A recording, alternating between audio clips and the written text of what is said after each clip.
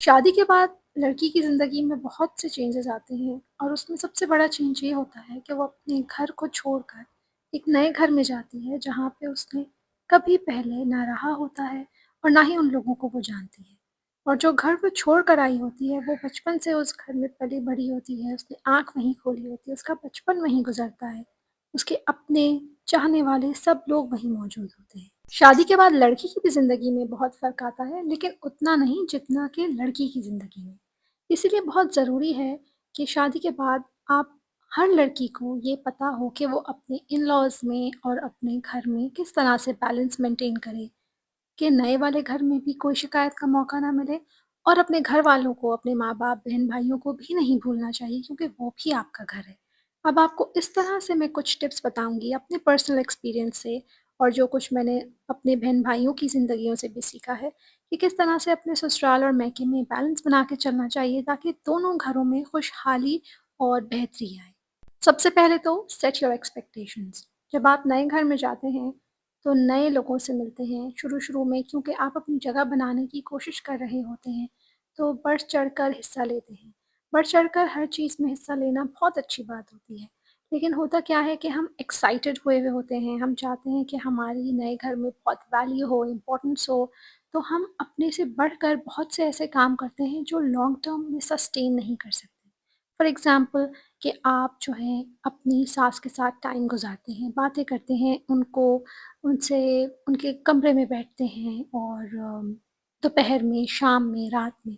लेकिन ये चीज़ आप बहुत अरसे तक नहीं चला सकते। शुरू-शुरू में नई नवेली दुल्हन होती है, आपके पास आपने ऑफ़िस से भी छुट्टी ली हुई होती है, आपके पास आपके बच्चे भी नहीं होते हैं, आपकी ज़िम्मेदारियाँ कम होती हैं, तो आप ज़्यादा से ज़्यादा टाइम अपने इन-लॉज़ के साथ गुज़ार सकती हैं। लेकिन जैसे-जैसे ज़िम्मेदारियाँ बढ़ती हैं, टाइम बढ़ता है, ऐसा नहीं हो सकता कि सुबह उठे, नाश्ते से लेके रात तक आप अपने इन-लॉज़ के साथ ही बैठे रहेंगे। बहुत से ऐसे आपके काम होते हैं जो आप दोपहर में जाके अपने कमरे में आराम करते हैं।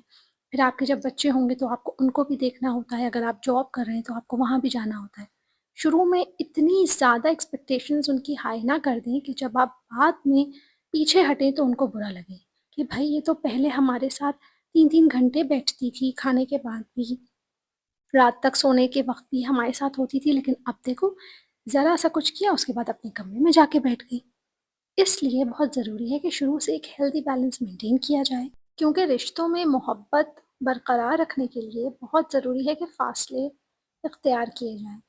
फ़ासले वो नहीं कि दूरियाँ हों, फ़ासले वो जो हेल्दी बाउंड्रीज़ कहलाती हैं, जो हेल्दी फ़ासला होता है, इतना फ़ासला ज़रूरी है कि रिश्तों में मोहब्बत, इज़्ज़त और एहतराम बरकरार रहे।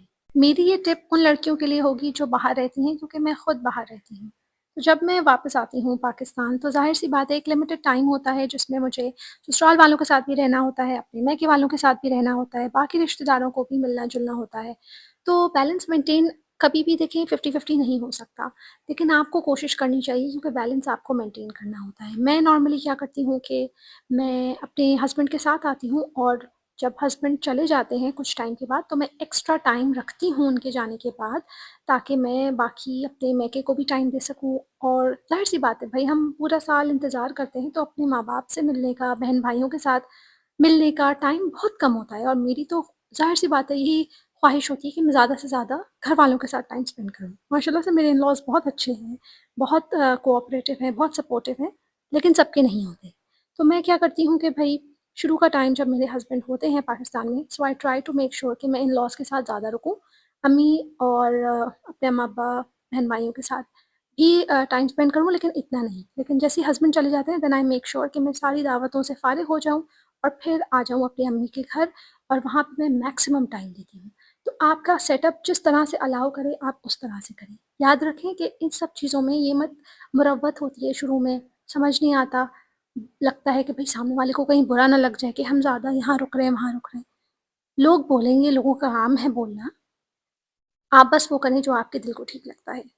क्योंकि होता क्या है, जब वापस चले जाते हैं ना वहाँ पे और फिर घरवालों की याद आती है, तो इतना दिल दुखता है और दिल चाहता है कि काश वो वक़्त वापस आ जाए और मैं थोड़ा-सा और टाइम अपनी अम्मी-अब्बा के साथ स्पेंड कर लेती। तो इस रिग्रेट में मत रहें और कोई ऐसा सेटअप बना लें जो आपके हस्बैंड के साथ भी सूटेबल हो, आपके लिए भी सूटेबल हो।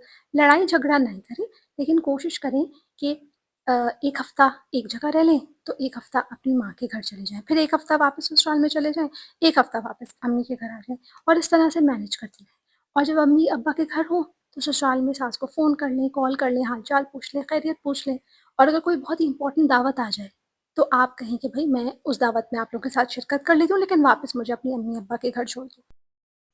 होप ये टिप्स आपके लिए हेल्पफुल रही होंगी क्योंकि लड़की का समझदार होना बहुत ज़रूरी है।